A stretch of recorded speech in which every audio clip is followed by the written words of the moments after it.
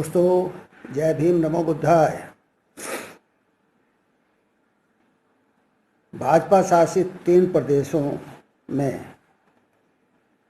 Labour laws को suspend कर दिया गया है। इन प्रदेशों में उत्तर प्रदेश भी एक है, जहां योगी आदित्यनाथ उर्फ अजय सिंह बिष्ट मुख्यमंत्री हैं। जो labour law doctor Bhimrao Ambedkar ने वायसराय के लेबर मेंबर रहते हुए स्वीकृत कराए थे सरकार से, जिसमें यह निश्चित किया गया था कि किसी भी वर्कर से, कामगार से 8 घंटे से ज़्यादा काम नहीं लिया जा सकता। अगर 8 घंटे से ज़्यादा काम लिया जाएगा तो उसको ओवर टाइम दिया जाएगा। नंबर 1 बात। नंबर 2, हर कामगार की बेसिक पे निर्धारित की गई, तनख्वाह निर्धारित की गई, जो सरकार द्वारा समय समय पर समयानुकूल बढ़ाई जाती है। नंबर 3, कामगारों को साप्ताहिक अवकाश देना भी इसमें लाजमी किया गया था। नंबर 4, जो महिलाएं कामगार हैं और गर्भवती हैं, उनको प्रसव अवकाश, बच्चे को जन्म देने के लिए कम से कम 3 महीने का सशुल्क यानी कि तनख्वाह सहित अवकाश देने की व्यवस्था की गई थी। इसी लेबर लॉ में एक लेबर कमिश्नर हर जिले में तैनात किया गया था, जो मजदूरों की समस्याओं का समाधान करे, उनका हल निकाले, नियोक्ता से मिलकर के अगर नियोक्ता की कोई गलती है तो नियोक्ता को पनिश करे और लेबरर को उसका जायज़ हक दिलाए।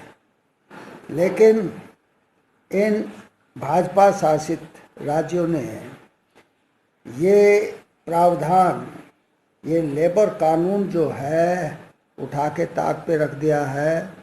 अब ये नियोक्ता की मर्जी है कि वो किसे रखे किसे ना रखे, बिना किसी नियुक्ति पत्र के। नंबर 2, अगर कोई नियोक्ता किसी कर्मचारी से 12 घंटे काम करने का कहे तो कर्मचारी को करना पड़ेगा, बिना किसी हिले हवाले के, बिना किसी ऐतराज के। और नंबर 3, हर कर्मचारी को नियोक्ता अपने हिसाब से वेतन देगा, तनख्वाह देगा, दिहाड़ी देगा।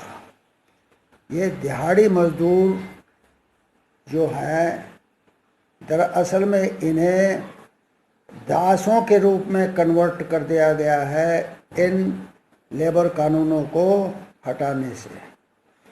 अब कोई भी मजदूर लेबर कमिश्नर के पास अपनी व्यथा लेकर नहीं जा सकता, कोई शिकायत नहीं कर सकता, ना लेबर कमिश्नर इस पर कोई संज्ञान लेगा।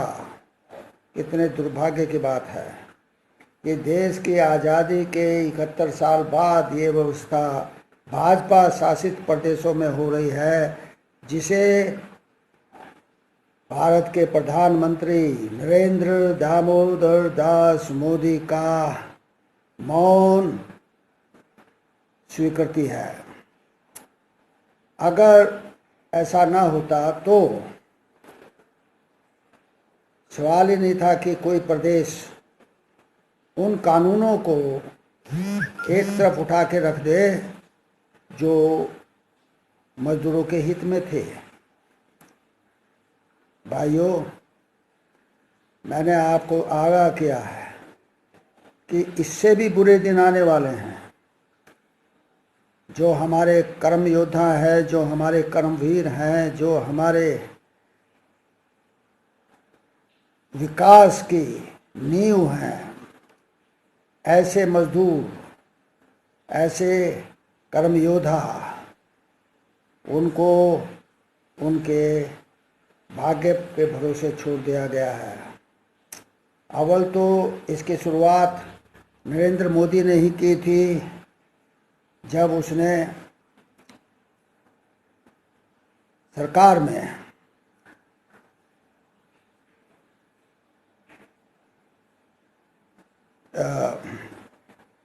कॉन्ट्रैक्ट लेबर की शुरुआत की। यानी कि सरकार में कई विभागों में भर्तियां बंद कर दी गई। जिन कामगारों को, जिन मजदूरों को, जिन लोगों को नियुक्ति पत्र दे करके सरकार द्वारा नियुक्त किया जाता था, उनके ऊपर लेबर कानून लागू होता था, उन पर सर्विस एक्ट लागू होता था, और उनको ऐसे ही अपनी मर्जी से किसी को भी हटाया नहीं जा सकता था। उन्हें आंदोलन करने का हक था, उन्हें हड़ताल करने का हक था। ये सारे प्रावधान समाप्त कर दिए हैं राज्य सरकारों ने, जिसमें केंद्र सरकार की स्वीकृति शामिल है। उसके बिना वो ऐसा नहीं कर सकते थे। तो आपको सोचना है कि ये सरकार जन विरोधी सरकार है, ये सरकार सरमाएदारों की सरकार है, ये सरकार उद्योगपतियों की सरकार है। इसको अनेक अवसरों पर नरेंद्र दामोदर दास मोदी ने प्रमाणित भी किया है कि उसे गरीबों की चिंता नहीं है, गरीबों की परवाह नहीं है। वो तो सिर्फ अमीरों का पिट्ठू है। ये जो हमारे प्रधानमंत्री हैं, ये आरएसएस से जो दिशा निर्देश होता है उसके अनुसार काम करते हैं। इनकी कोई अपनी इच्छा नहीं है, इनका कोई अपना सोच विचार इस बारे में नहीं है। ये पूरी तरह से आरएसएस के पिट्ठू हैं। इस बात को समझना है। आरएसएस इस देश में मनुस्मृति को लागू करना चाहती है, वो मनुस्मृति जिसमें आम साधारण आदमी की कोई औकात नहीं थी, जिसमें एससी एसटी ओबीसी को कोई अधिकार नहीं था। उन्हें ना धन का अधिकार था, ना संपत्ति का अधिकार था, ना वो अच्छे मकानों में रह सकते थे, ना वो अपने ना अच्छे कपड़े पहन सकते थे, बल्कि उनको जानवरों की तरह से हाँका जाता था, जानवरों की तरह से उन्हें जोता जाता था। इसलिए संभल जाओ देशवासियों, संभल जाओ।